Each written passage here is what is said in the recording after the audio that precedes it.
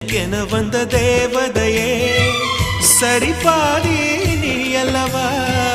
நடக்கையில் உந்தன் கூட வரும் நிழல் போலே நான் அல்லவா கண்ணன் கொண்ட ராதையன